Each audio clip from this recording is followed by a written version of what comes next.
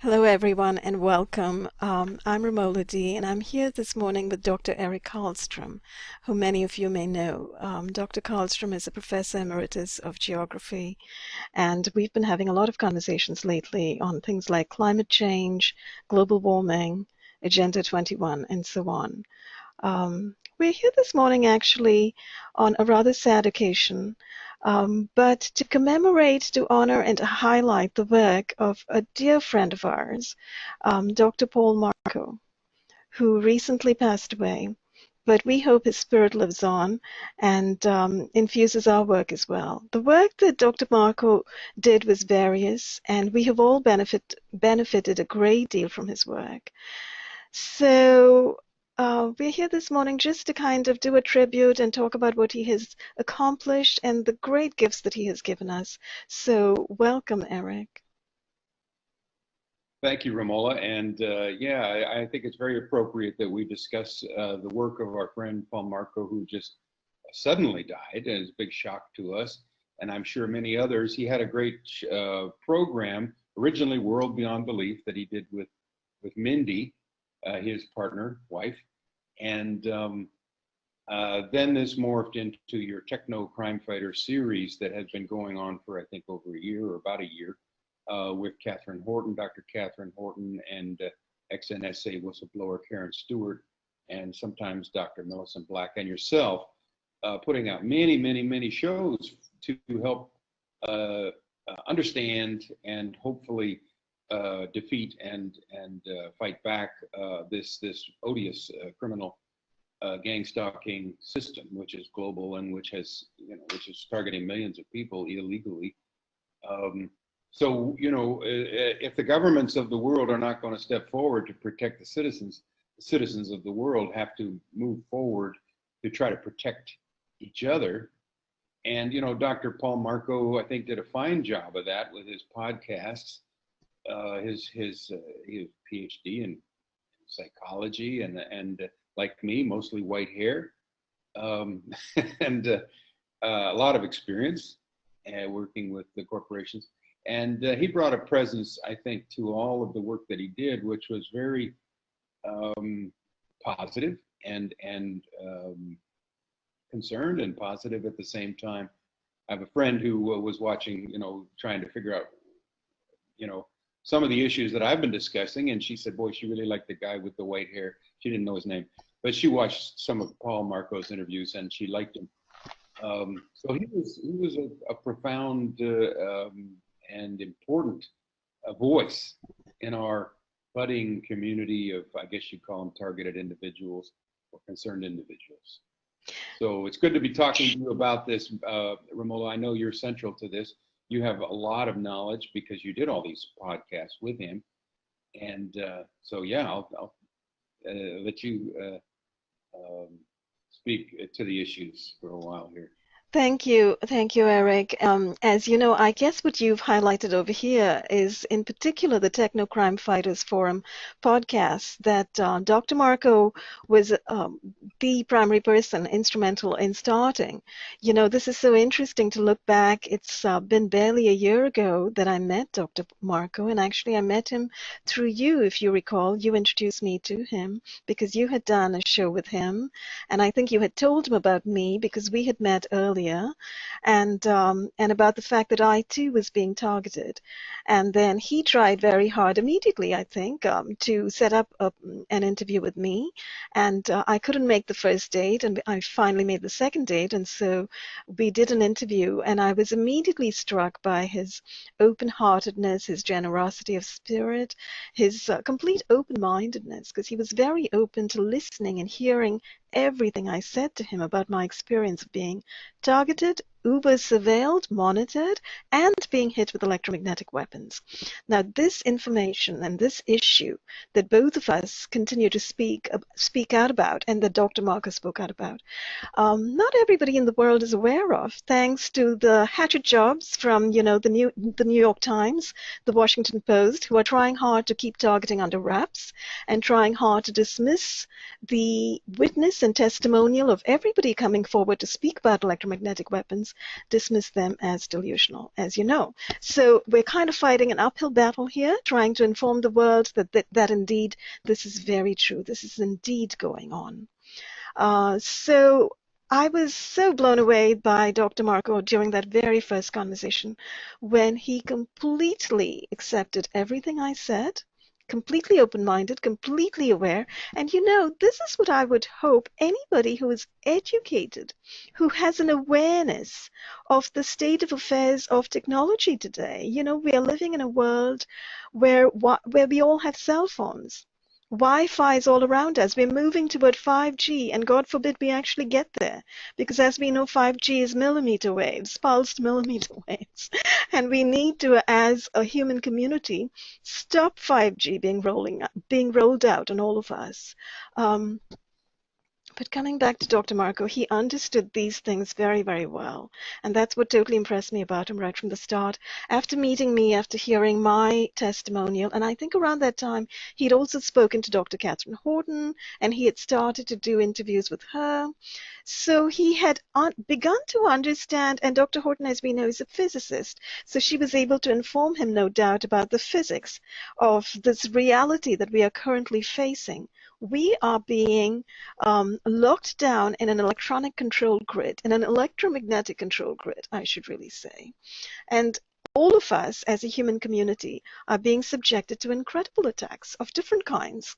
And I'm sure we'll get into that, at this point.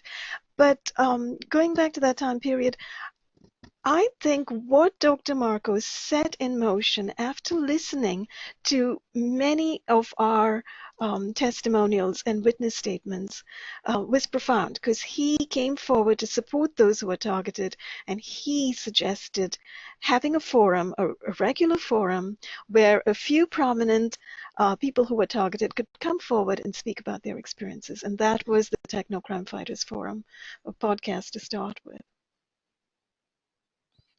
Yeah, and I was invited to join your little group at the beginning because I was more or less the person that informed Dr. Paul Marko about this issue. He and I had done a number of podcasts on his World Beyond Belief program, and he was very kind enough to let me even title the show, which I think we changed the title from Nowhere to Hide, which kind of reinforces the victim status of the TIs, and we changed it at my suggestion to Exposing and Defeating Gang Stalking. Brilliant. So that is a more proactive. We're going to win this. We're going to win this because we have to win this for humanity. There is no other recourse unless we want our kids to be biological robots and our grandkids, because this is the system that is being set up for us. With this electromagnetic control grid, this electronic concentration camp that targeted individuals now find themselves in, it can be extended and will, if it's not stopped, to vast segments of the world population. And so you and I, and to an extent, Paul, although he may not have known it, are the canaries in the coal mine. We're the ones that are aware of what's happening. But there are many, many, many others, millions, or perhaps more than that are not aware. So our job then is to educate. Paul was an educator, PhD in psychology. I believe he taught at a Waldorf school. Mm-hmm. He worked with corporations. I got a lot of life experience as a father and as a teacher, and just a very, very concerned spirit and positive presence. So it kind of breaks our heart. It does break our heart to lose him as a friend and a colleague in this fight for the future of humanity. I don't want to sound grandiose about this, but I think what we've learned over the last year or two. In my case, I've had my gang stalking mind control cults.website up for a little over a year and a half, and it's now huge because I'm a retired geography professor, still able to do research, and now applying my research skills to this subject to the most extent that I can. And I ran into your stuff. You already had a website, theeverydayconcern.net, which is enormously educational. you being also an ex-educator at a top-notch school in the DC area, Georgetown, I believe, wasn't it? Well, I've taught at Georgetown, but mainly George Washington. Okay, George Washington, both very good schools. Mhm. So you have those skills as an academic researcher and as an academic communicator, very good with words, which is the kind of person that we need in this, well, some call it an information war. In fact, the US military calls it that. And perception management. How do you get the populace to go along with this, that, and the other program? Wars abroad and special operations to destabilize and destroy other governments, blah, blah, blah, which the United States is doing. The American empire is just going global now. And they want a docile, submissive population that has no input into the policies of our government. We, on the other hand, believe that, the Constitution guarantees that government is the servant of the people and not the other way around. And the government has just turned everything on its head. The Constitution says God's on the top, and then the individual, and then the government serves the individual, the citizenry, and then the military serves the government. Now we just taken that all up and turn it upside down. The military's on top, intelligence and military. Governments maybe a little bit below that, but all together. And then the individual now has lost their rights based on all these laws that have been passed post 9/11, like the National Defense Authorization Act.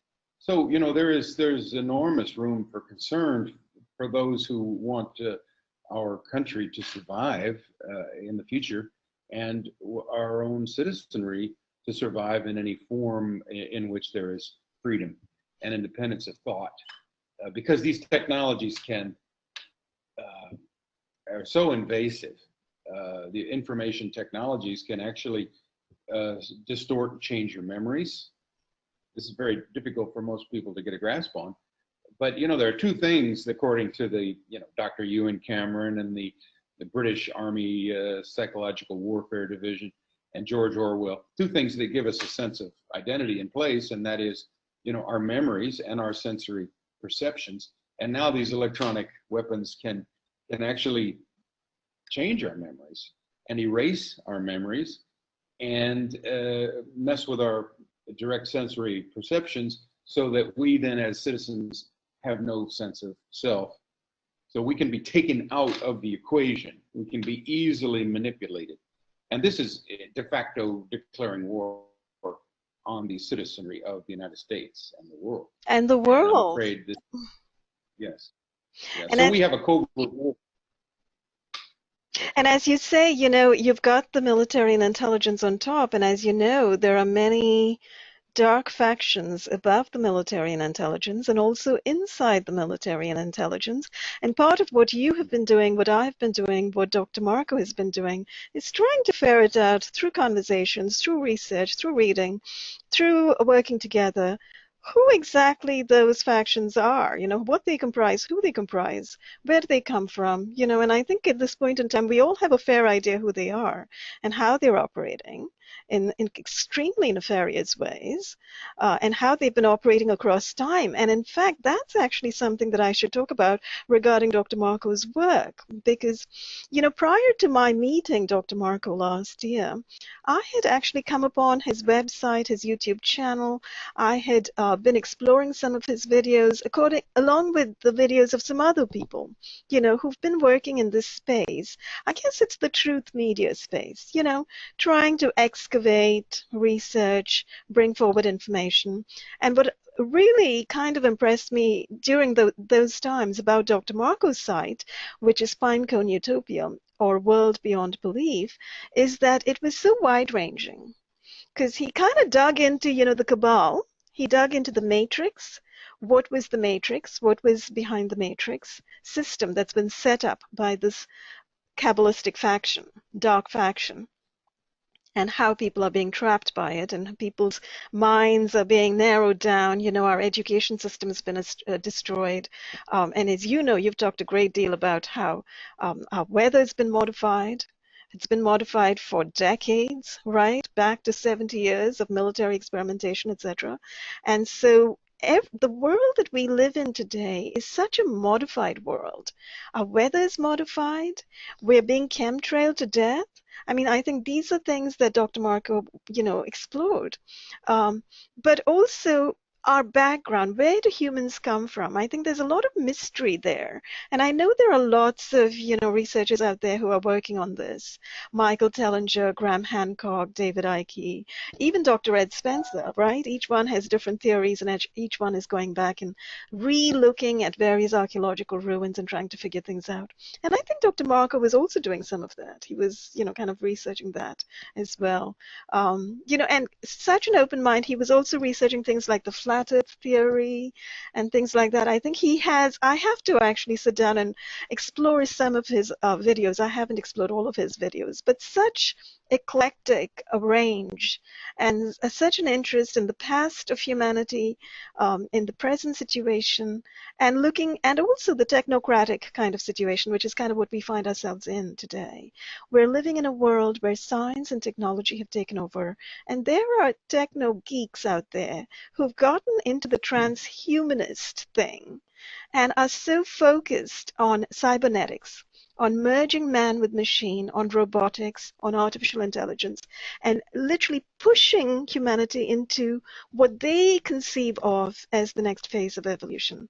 But what you and I can see is a very synthetic, plastic, wrongful track to take for humanity. Some of us would prefer to evolve as we are, and we prefer to keep our connection with the divine. We prefer to see ourselves as humanity connected with the divine. But what you have these techno geeks doing is humanity completely separate from any notions of divinity or spirituality, but humanity connected with electronics and cyborged and robotized into a kind of a transmogrified human, a modified human, a genetically modified and an electronically modified human. So, there's an obvious disjunct there between their thinking and our thinking. And so one of the things that Dr. Marko has done, I think, spectacularly well is over time continuing to look at different aspects of this kind of change and doing research and presenting the research, as you say, in a very educative format for the world. Yeah, and again, with the positive presence that makes it palatable and perhaps even somewhat enjoyable to watch these programs, which can be on very serious and depressing issues, frankly. But Paul brought a very positive spirit to that, and we're going to miss that. The ability to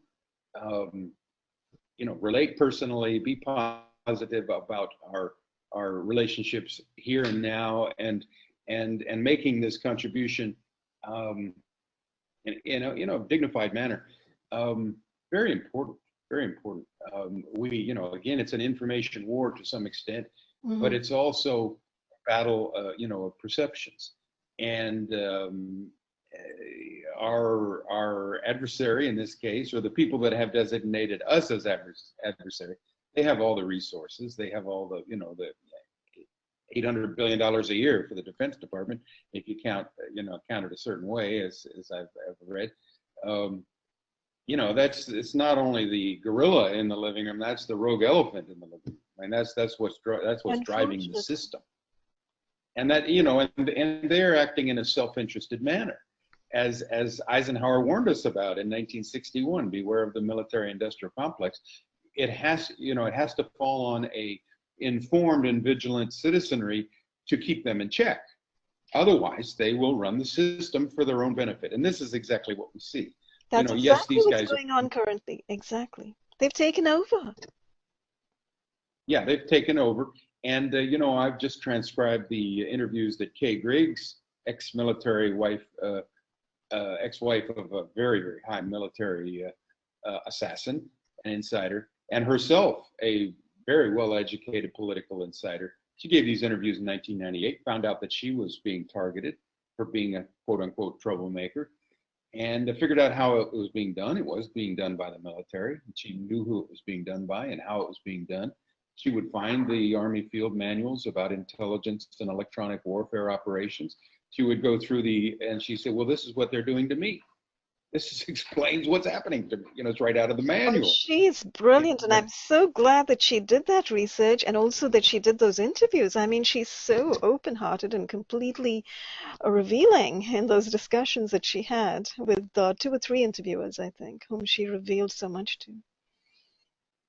Yeah, this combination of a robust spirit. She was very much Christian, and her family over the time Protestant Christian, and the concern for others. I mean, she loved her husband. Her husband was basically a robot, she said, who probably was a victim of MK Ultra, the CIA's mind control program, as well as being Which is homosexually far, recruited. which is far more widespread than any of us imagine. The MK ultraing of people, I think, is so widespread, particularly in the military, among military families. That's what she said. She said the U.S. military is a mind control operation run by sexual deviants, bisexuals and homosexuals like her husband. And this is what you do to make it to the top. And of course, then they've got dirt on you and can control you. So they protect each other. It's a relatively small cabal. And these people hold the highest positions in government and military. And she rattles off the names in these interviews. Well, I just took notes on these interviews. They're on my gang stalking mind control cults.com website for those who care to get a glimpse of how the world really works. And she mentions that her husband was very much a close associate of George H.W. Bush and Henry Kissinger and Brent Scowcroft and McFarlane, all down the list of very, very important personages who run the government. And so, who are they running the government for? Well, she says the military is all ganged up with the mafia in New Jersey and Brooklyn, and that they run the ports, for their own benefit, and that the most important concern for these people is their power and control over the sale of weapons and drugs. And of course, then you get into the human trafficking aspects of this. So we're dealing with, again, the pedopocracy. We're dealing with the pathocracy, people who have been pulled into a system which is a very hierarchical. To make it up the ladder and to be a rising star, they have to play ball, which means go to the swinging parties and whatever with the elite. It's all quite sick, And at some point, the American citizenry has to kind of put the brakes on this and say, well, this is illegal. That's illegal. We have a law against that. We have a law against that. And you guys go to jail. This is what the law says, And but we haven't been very successful at reining these powers that be in. Going right back to the Kennedy assassination, same people. These are special operations groups operating out of our own military, assassins, who are much like Jason Bourne, who are programmed multiples, who have a certain attitude about life. And Kay Griggs describes this. So this is what we're up against. We don't want to digress too much into that because we're talking about Paul and the great work that he did. But yes. the goal is to understand the system and for the citizenry of the world to push back some, and the truth is our greatest weapon. Thomas Jefferson himself said, it is error alone which needs the full force of government. Truth can stand by itself. That's what Thomas Jefferson said. So you and I, we are low tech. We are not well funded. We're only speaking the truth. That's all we have to offer. But I think in the end, that will suffice. Absolutely. And the Buddha said there are three things that cannot be hidden. The sun, the moon, and the truth. At some point, it's all going to come out. And I think we're actually living in the time period. And, I want to actually call to mind something that Paul Marko said, in fact. One of the things he said on one of his shows, I don't think it was techno, but it might have been. I forget. He said that we are living in the time of the apocalypse. And the word apocalypse, it's probably comes from the Greek, and what it really means is the great unveiling. It doesn't mean Armageddon. It doesn't mean the end of the world or end times, as many fundamentalist Christians might, read it as. It just means the great unveiling. And if you look around and if you just look at what's been happening the last few years, I mean, I think all of us can see this, right? We can see the exposing happening on all fronts, all around us. Right. Well, it does seem to be happening. And of course, we all are privy then to Paul's YouTubes, on world beyond belief and techno-crime fighters. So that part of his legacy lives on, as well as yours and mine and others that are working on this. And the computer, then, this internet does give us the ability to kind of lift up the perceptions of the masses if people can sort out the lies from the truth, and that's the big problem. Those who do not think critically are going to get sucked into a lot of crazy things. And I have to, as an earth scientist, say, well, I think the flat Earth's idea is pretty darn crazy, And I think this is a way to discredit, like the Planet X thing, or like the Men on Mars thing of Alfred Weber. I mean, it's like, give me a break, This is let's come back down to earth. Let's talk about what's really happening, which is this electronic concentration camp. And let's not get discredited by these crazy wacko. Now that really is a goofy conspiracy theory, or Well, goofy. the way I see it, Eric, is like, oh, well, it's really interesting. And, I'm the kind who does explore these things. And I think Paul was also the kind who kind of explored things. I'm interested in exploring things. I explore the whole UFO thing. I explore the flat earth thing. I explore this, that, and the other, the Nibiru thing, etc. The reptilian thing. Yeah, sure. I'll explore all of it just to find out what on earth these people are talking about. But when it comes down to it, I'm like you. I'm like, let's get down to brass tacks here. What's going on in my immediate space? That's what I want to address. Who's doing it? I'm sorry, I don't see any reptilians unless you call these humans reptilians. Yeah, they are behaving like reptilians. But I'm looking at the humans. These are human actions, human activities, and that's where I put my focus. And actually, I think Paul was also, very focused on, find out.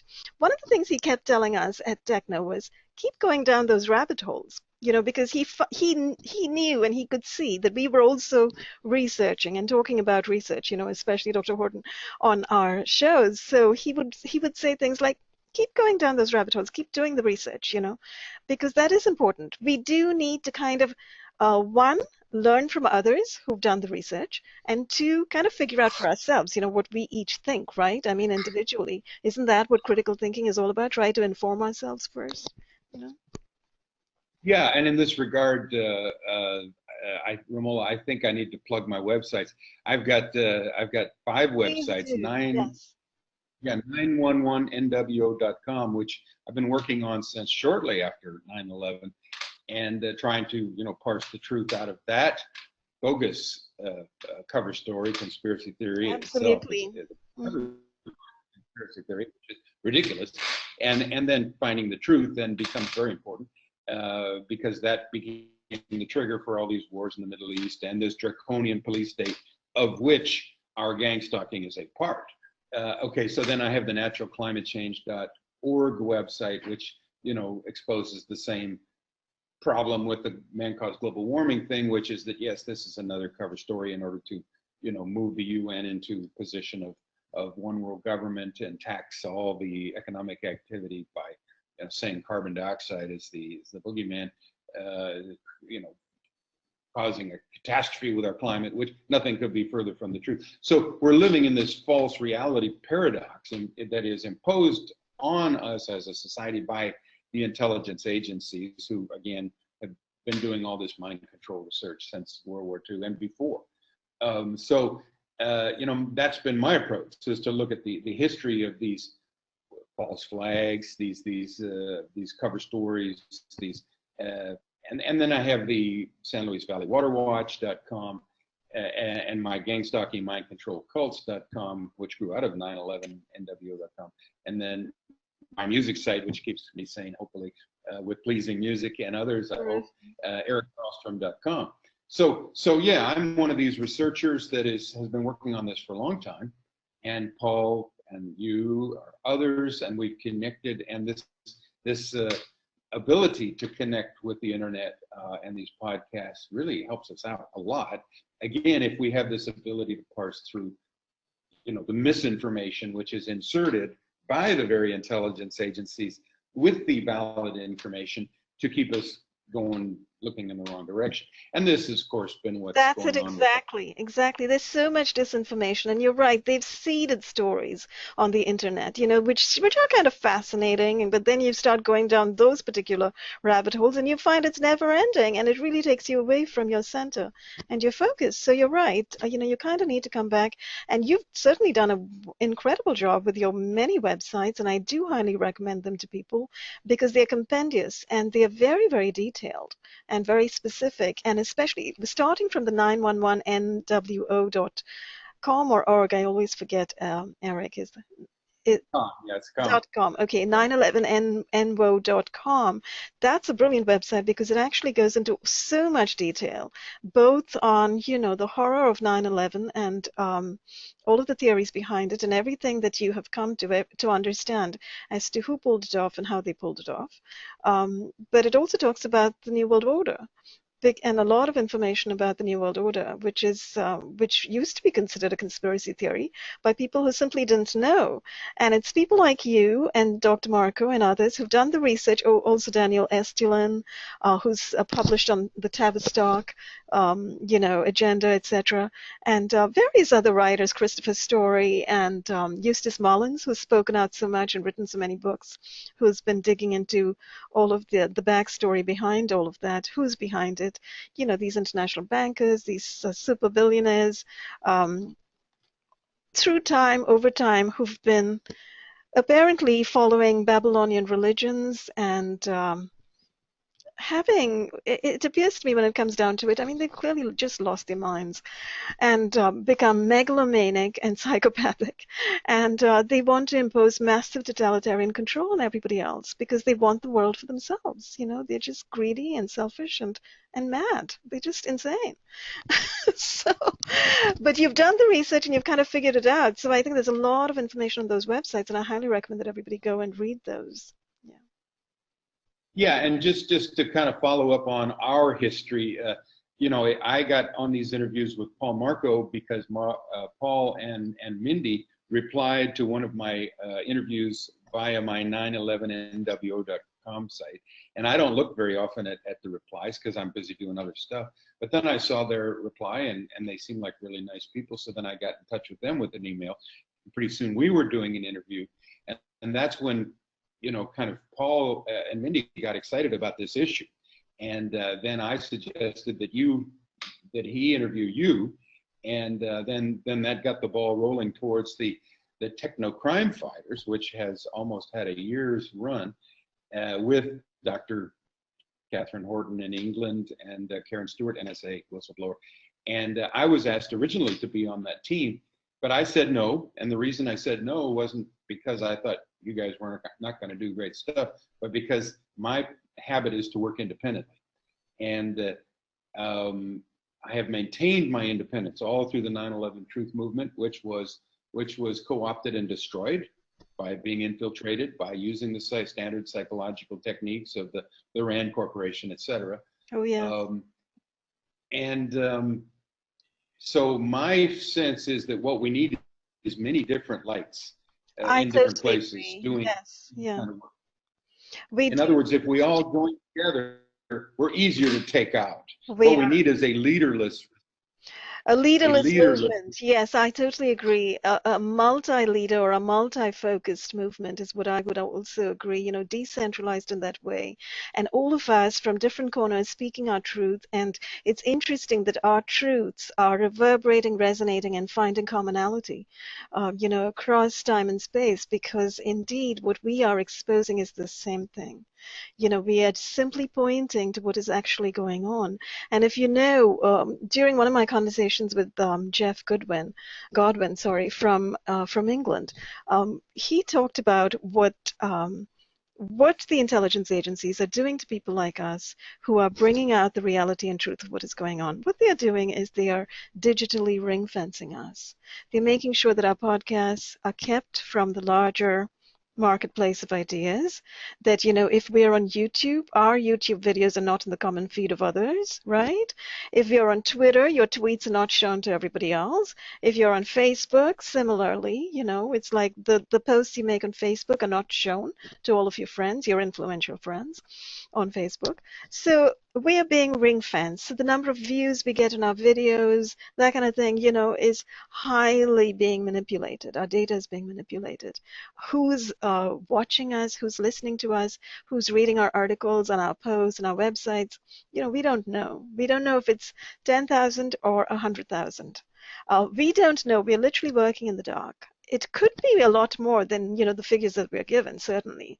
But we really don't know. But despite that, I think it's very, very important for us to persist and, just continue educating. And as you said earlier, we're actually educators. We're all educators. And every one of us who's taken to the airwaves at this point in time and is doing podcasts, we've all become educators. We've become activists. We've become educators because we are really trying to alert the world about what is going on and what is being intended by these people. And the only way to stop them really is to expose them, right? Yes, and we find allies along the way, again, because this is real. Kev Baker of Truth Frequency Radio has been doing interviews with me now once a month for over a year. Wonderful. And Andrew Carrington Hitchcock, who's got, and Kev Baker's in Scotland, and Andrew Carrington Hitchcock in England has been doing interviews with me every 2 weeks now for 4 or 5 months, and these people have come around to realizing that this is happening. Terrific. Because they get the feedback from their audiences. And it then snowballs, and this is what we need. We need the snowball effect. Now, I just need to mention, since we're trying to again also provide some information on this. Maybe you saw the email that came across to our 240 some email group on the California bill that would outlaw organized torture. Now, this bill, I'm actually quite familiar with it because I'm working with the writer, with the author, and I'm trying to bring out an article. It should be out in a couple of days. Yeah. Yeah. Well, okay. So again, this kind of momentum, snowball effect of people who are waking up and pushing back a little bit. So Yes. if now this bill may or may not pass, and it may or may not become law, but at least it codifies what's happening. And it legitimizes what's happening because it codifies it, and it puts penalties, correct, which I think are far too light, in my opinion. Oh yeah, I saw that too. Yeah. So again, as you say, we must persist, and we certainly honor and mourn for Paul Marko, but we can't be scared off from persisting. In other words, yes, this particular death, which seems to me premature, he's not that old, and he looked pretty darn healthy to me. Yeah, there may be something nefarious behind it. If that's the case, it would have a chilling effect on activists such as ourselves. But we can't let that happen. Would you like to discuss that aspect of this Definitely, thing? we can talk about it right now. Certainly, Eric. As you know, I've been following the stories of those who are targeted for many years now, and I've read so many accounts. I've talked to so many people. I've heard so many accounts. I've heard so many stories, different, and also in terms of the technologies that are being used. It's not just neurotechnology. People aren't just being hit with electronic dreams and V2K. It's also directed energy weapons are being used against people, So literally these weapons, which are non-lethal weapons, they are described as the weapons of electronic weapons or electronic warfare in military manuals. They produce distinct bioeffects, and they can indeed be pointed at people's anatomy and produce different effects. They can be pointed in your face to produce a cold, at your nose, at your nasal tract, at your sinuses, to affect your bronchial tract, your sinuses, viruses and to activate viruses. And this in tandem with viruses that are aerosoled on us via chemtrails work together. And this information is actually described in statements of work, in intentionalities put out by military contracts. Okay, so you can actually read this information. This is not fantastical information. We are not making it up. It's out there.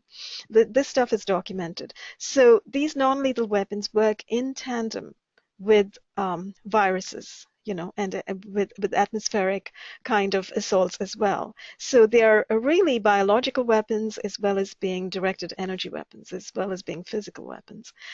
So, and based on the bioresonance frequencies of different organs, these weapons can also affect the functioning of different organs. Now, I was told earlier on, or I forget exactly where I got this information, but I certainly did get the information that there are weapons, possibly mesas is what I was told, to induce blood clots in people by just pointing it at various parts of the human circulation system and sending not heat but cold. So they're able to thermally alter the temperature of the body in very precision ways at a precision spot. So they're able to induce blood clots. Now, if there is a weapon that can induce a blood clot, then you have to ask yourself, if somebody suddenly gets a blood clot, can we conclude that that was a natural cause? Or should we also consider that there are currently weapons in use, weapons being tested, and there is a possibility, therefore? I'm not saying that, it is this, but there is a possibility that perhaps a weapon was used. So that's what makes me think of the whole weapon thing, with Paul. Paul, I understand there was, you know, last Tuesday he passed away, and I was told there was a blood clot and they could not save him. And this is one of the things I thought about. Of course, I've been devastated hearing the news, because I spoke to Paul barely 2 weeks ago. We did this show with Catherine on the Crown Corporation, on corporations in general, and on the dragon, St. George's dragon, what dragon that really is, the dragons in the City of London, why there are so many dragons, dragon statues in the City of London, and how those dragon statues are actually placed around the periphery of the City of London, which follows the Roman wall around the City of London, the demarcation of the Roman presence in London way back in time, which connects therefore to the Vatican, you see. And so we made those connections and we talked about those connections, and literally, and we talked about doing a sequel to that interview so that we would continue trying to find out who exactly is doing, is repressing humanity to such an extent currently. And so to me, it was devastating to learn the next week that he had suddenly passed away. And unfortunately, because you and I are being targeted, many of us are being targeted, one of the things we inevitably think about is, are our friends being targeted? Sudden deaths. Is this an issue of targeting? So we raise that question, and I think it's very important to raise that question. I'm not, as I said earlier, I'm not making definitive conclusions. I'm just saying, was he targeted? And if he was, um, then you have to look back on the great work that he has done, the great accomplishments, the great strides he's taken. And you have to say, this indeed was a person of indomitable spirit, resilience, bravery, courage, who put out so much great information, for the world to, at any time, just go to his website, go to his channel, and listen to his videos and watch his videos. He was such an extraordinary person. He was such a towering figure. And so it's entirely possible that he may have indeed been targeted and never knew it. I think we should keep on that thread, but before we go back to that thread, and how many people who have been targeted individuals have actually been killed in the system, like Dr. Ronnie Kilda and Gloria Naylor, et cetera, very smart people. But we also should mention that Paul came to this conference in Boston, I think, recently about gang stalking, and he and Mindy were actually very concerned with providing support tools for targeted individuals. In other words, that became kind of their personal mission. How can we help these people who are suffering so greatly, being tortured by a invisible criminal system. Yes, that's very They important have to mention because they've done a great deal to help. They've done a huge amount to help. Yeah. Okay. So they had staked that out too. They had staked out that territory. In other words, how can we help support the individuals who are currently being destroyed by this military intelligence system, which we can also call counterintelligence stalking, the kind of thing that would have been done to enemies of the United States in the past, now being done to internal enemies of the United States government, people who are perhaps on the terrorism watch list, who have been put on that list egregiously without ever being informed. You can't And find out who's on that wrongfully. list, And but wrongfully. wrong. That's right. So anyway, they were trying to help. Now, if we start to look again, people say, "Well, you're crazy. This is not happening." Well, how many people have been killed already? Read the work of Dr. Ronnie Kilda, who was a target for over 30 years, who wrote Bright Light on Black Shadows. Read the work of Gloria Naylor, the Black author. Dr. Ronnie Kilda, by the way, head medical officer in northern Finland, with multiple degrees in medicine. Highly educated woman, knew 6 languages, and understood what was happening because she was an insider who went to many of the medical military conferences and actually talked about these kinds of mind control things. Although she didn't call it mind control, that wasn't accepted. She had to change the name to what is it? Remote electromagnetic neuro. Yeah, it's in her book, and it's in one of my posts on the website. She had to change the name, but then it was accepted. Mm-hmm. And this is what's happening. It's mind control, but they have different names. Neuro electromagnetic cybernetics and communication. I think that was what she Yeah, called it. cybernetics was in it, I think. Yeah. So. Yeah. Neuro electromagnetic cybernetics and communication. It's not mind control. It's neuroelectronic. But anyway, so they hide behind this smokescreen terminology, which people like Dr. Ronnie Kilda are smart enough to figure out, and Gloria Naylor also was smart enough to figure out what was happening to her. Black authors, both killed and tortured for decades in the system, and then killed. Now, the people who killed these 2 women deserve to be punished. They deserve to be identified and punished because murder is murder, right? Who killed Jean Seberg, the political activist back in the 60s and 70s, who was a beautiful actress, destroyed by FBI's counterintelligence program, COINTELPRO? Who killed Ernest Hemingway, the great author? Well, a lot of people think it was COINTELPRO. Who killed Fred Hampton and 28 other Black Panthers? Well, it was the FBI COINTELPRO.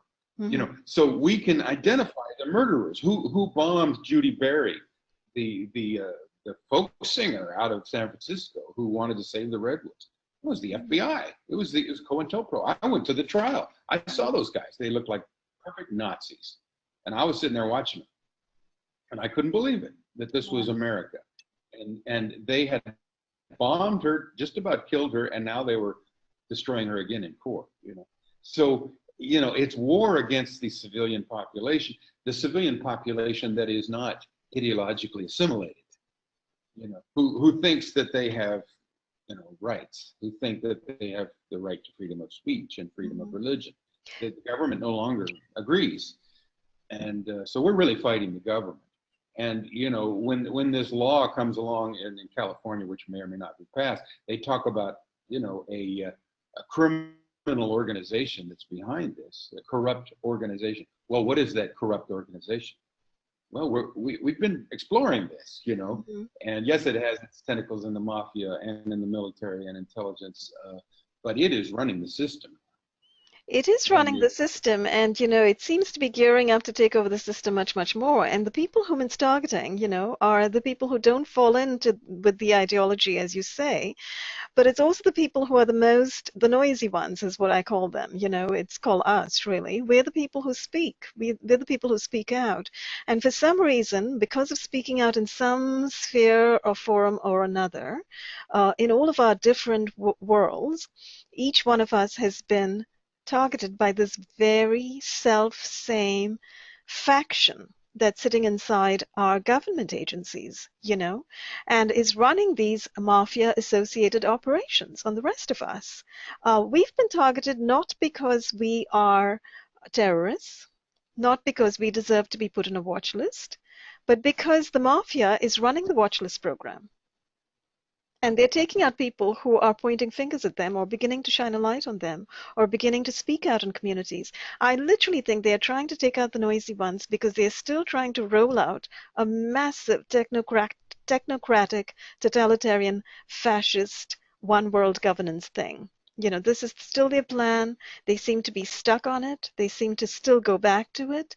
And what you're describing, those horrific, intense murders of so many people, of major, major names, has now been exacerbated and permitted even further through their acquisition of this dirty stealth radiation weapon system. So they can kill without a trace. They don't need to use poisons like arsenic or cyanide or anything that might leave a trace.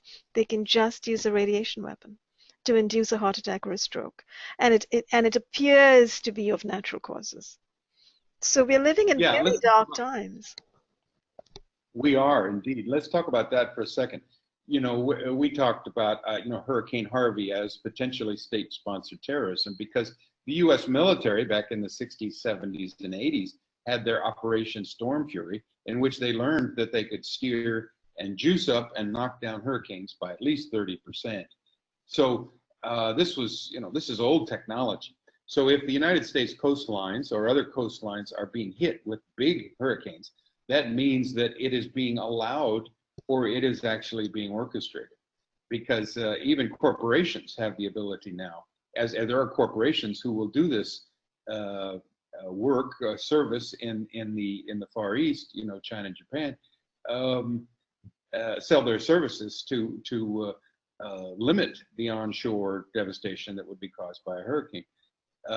When we look at the behavior of Hurricane Harvey, we see that it behaved not like a normal hurricane. But again, every CIA operation, covert operation, clandestine operation, going back to World War II and beyond, has the characteristics of plausible deniability, control of secrecy, control of communication, and we get more information out of it. This is what Doug Valentine says in his book, The CIA as Organized Crime, how covert operations corrupt America and the world.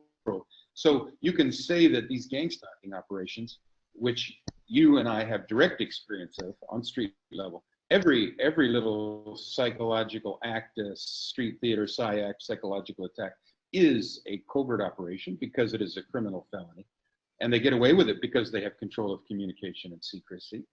And every one of these things has built into it plausible deniability. Just like what we're talking about with the induced blood clots or the induced hurricane. Oh, it's natural. Exactly. Well, it used to be. And that's an interesting spectrum, actually, to bring attention to the induced hurricane on the one side and the induced blood clot on the other, from the phenomenally large to the phenomenally small. So it's like all of this can be induced now because they've got several weapon systems to be able to do this. Eric, I'm kind of looking at the time and I'm going to have to go very soon. So we should think of wrapping this up and bringing this back.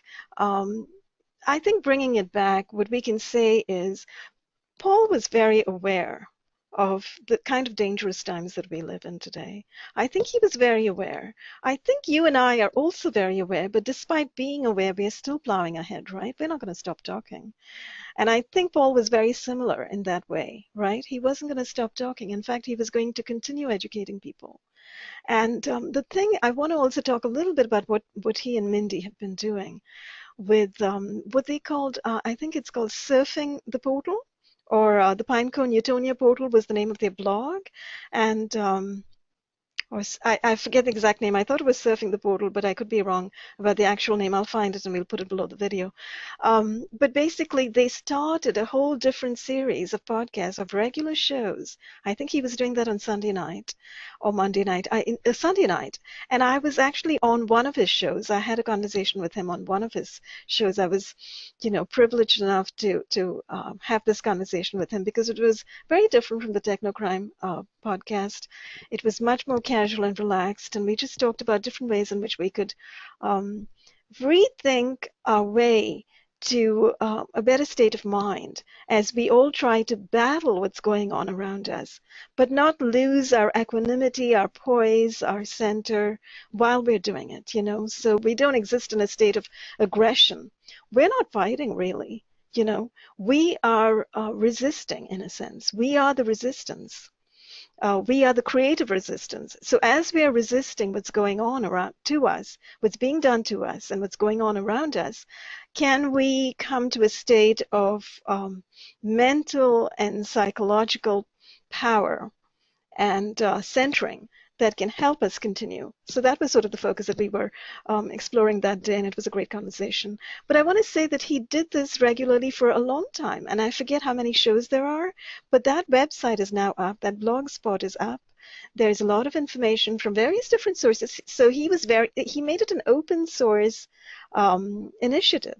So he literally collected information from anyone who wrote in to give that information to him, as to how you can shield better, whether it's physical shielding or psychological shielding, and what you can do, different things that you can do. So I think that was a brilliant initiative that he and Mindy embarked on, and I do thank them so much for having done it, because, nobody really has focused on shielding and that kind of thing.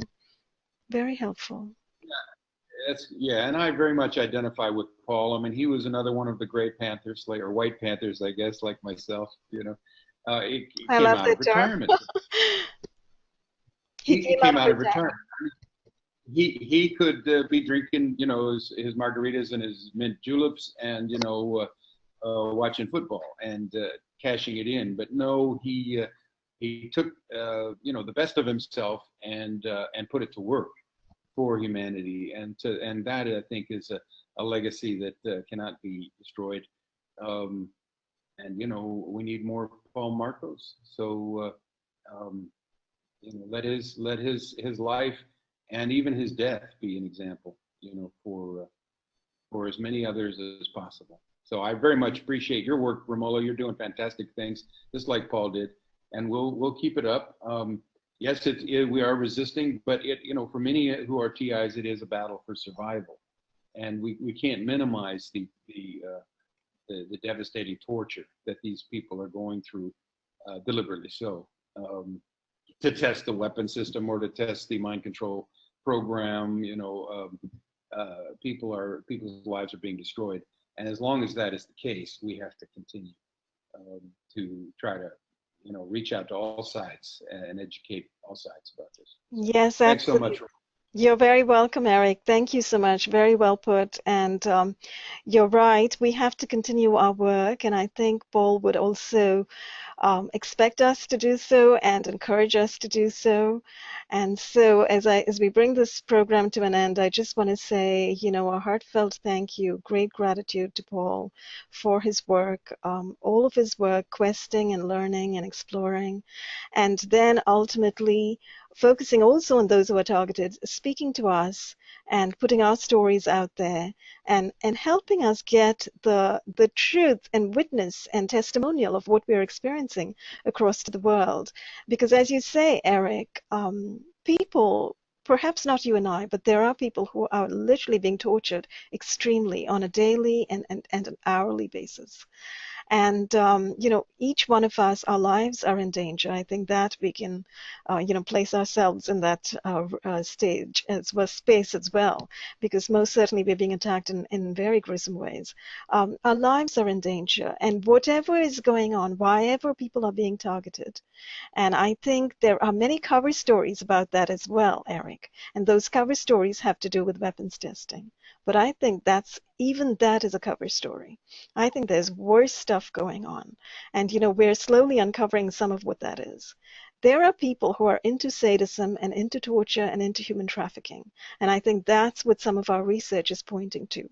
So, and that's coming from the military, it's coming from intelligence, it's coming from the Satanists in the military, and the Satanists above the military, the Satanists in power, the billionaire Satanists who believe in death and destruction and want to sacrifice people. So targeting is associated with all of that. It's associated with human sacrifice, just as MK Ultra is associated with human sacrifice. These guys don't care about breaking up people's minds into altars.